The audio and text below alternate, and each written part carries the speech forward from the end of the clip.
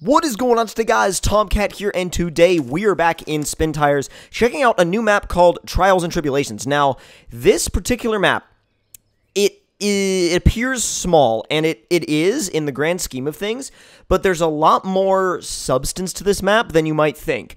I looked at it from over top for the first time and thought, well, okay, it's going to be kind of whatever. It's going to be kind of your standard generic small map. But I brought Brutes YJ and the Kenworth Titan along because I wanted to get the experience of logging and I wanted to get the experience of exploring, and I brought the most badass logging truck I could think of, because that's what this thing is, right? It's the most capable, craziest logging truck you can pretty much ever find, use, drive, whatever. So got it outfitted a little bit, grabbed a log trailer, and set off. Now, this first part involves getting to the lumber area, loading up, and then setting off. The second part involves getting through a couple of tricky obstacles, then getting on our way to the drop-off point. Now, there's also a third part of this, which involves the Jeep, and that is involved with, you know, exploring some of the areas that you can't explore with this truck, because unlike most logging maps that are just dedicated logging and that's all you do, this map actually has a bunch of logging roads mixed in with, well, not logging roads, it has logging roads primarily, but it's got off-road trails mixed in as cut-throughs with the logging roads. But the thing is that these cut-throughs are very difficult, and some of them don't have a lot of winch points. Some of them do, some of them don't. But some of them are very difficult and just really tricky because of how steep the inclines are. There are some where if you hit it at the wrong angle, you're literally just going to fall off. You're going to fall off the side, roll over, and end up on your side or on your roof in a ditch. And it's one of those things where it's like, it's not like a lot of those trails where you can see like, oh yeah, I have a million options here. It's more like, well, I have to go straight up. Like, that's the only option. I gotta go straight up, and sometimes that requires backing up and hitting it in high. Sometimes that requires super low range, and sometimes it requires nothing other than a winch. And really, sometimes it requires nothing more than a winch, and that is what you have to use, and that's that. So, really and truly, you kind of have to think of this map as kind of a multi-purpose, really actually a really good multi-purpose map, because you don't think about maps like this very often, where you could set off with a logging truck, get your logging done, and then get in your trail rig and go off and do some crawling. Not a lot of maps can pull that off, and this actually, because of that, because it has both, reminds me of tech demo maps. The size, the trails, the way the map is set up, all of that reminds me of tech demo maps. And I'm like, it's weird, because I'm thinking to myself, I'm like, dude, this reminds me of tech demo maps. And I'm like, why? Why does this remind me of tech demo maps so much?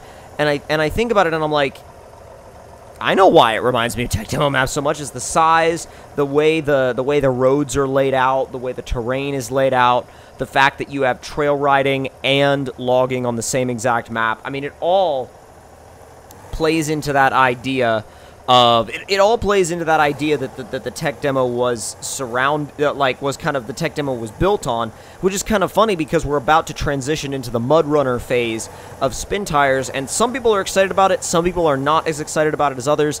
I think I'm excited about it because I think it's going to be a good way to carry the series forward, and it looks like a very high quality update to the current world of Spin Tires. And you can see there on the left, you can see one of those side trails. I didn't notice that my first time through in the big truck, because I was just paying attention to where the truck itself was on the map.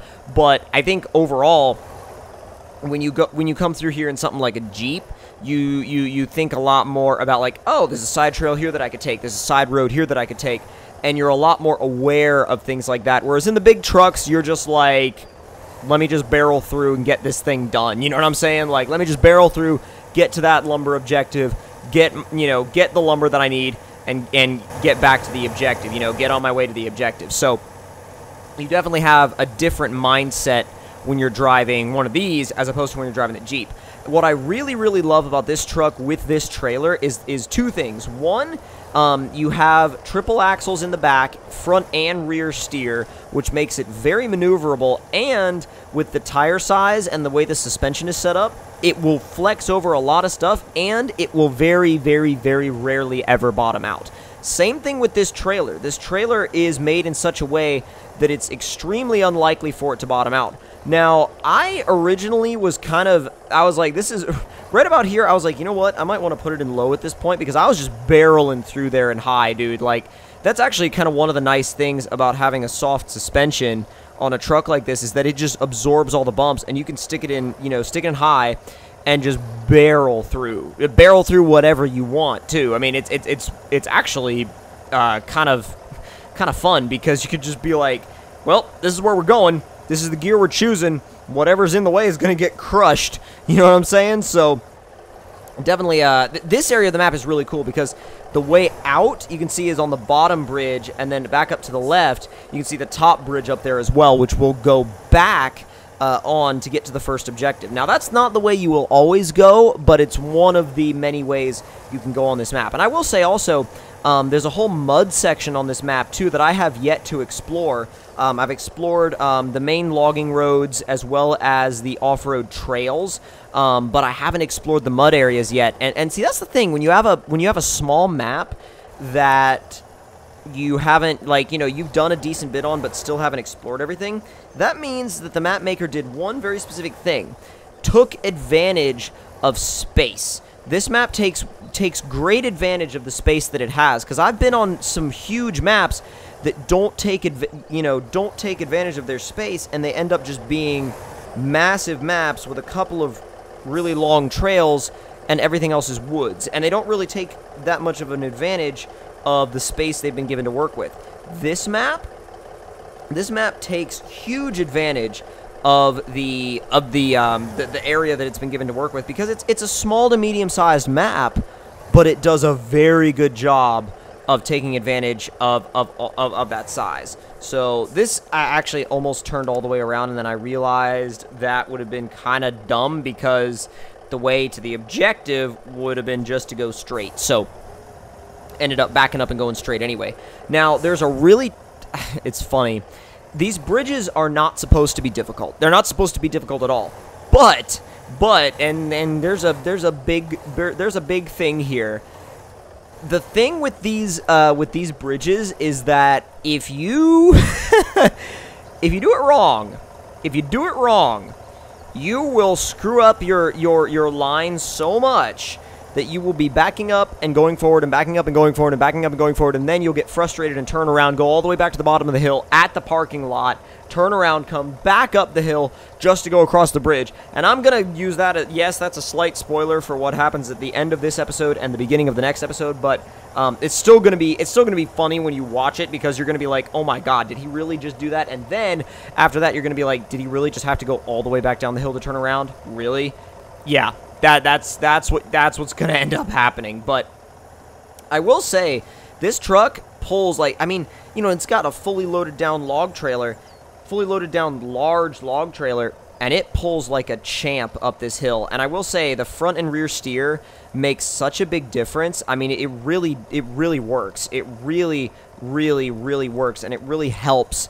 It helps this truck get into that, it helps this truck get into that rhythm to where it's got so many contact patches with the ground, there's a very low chance of it losing any grip. And it just grips and grips and grips and grips some more, and then when you think it's almost out of grip, guess what?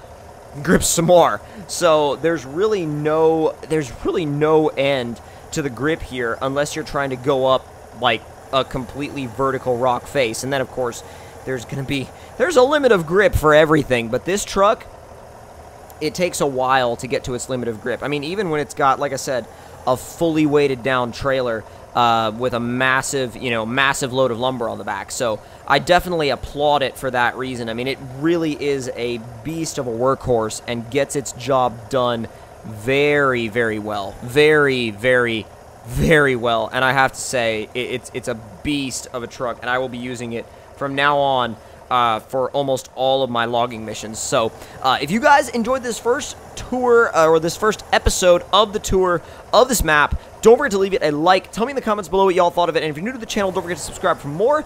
I'll see y'all next time. And if you look right here, you'll see exactly what went wrong. I was moving the camera around, trying to get a good view of the truck, and then I decided it would be a good idea to drop one wheel off the edge. And that's where all the craziness started. Trust me.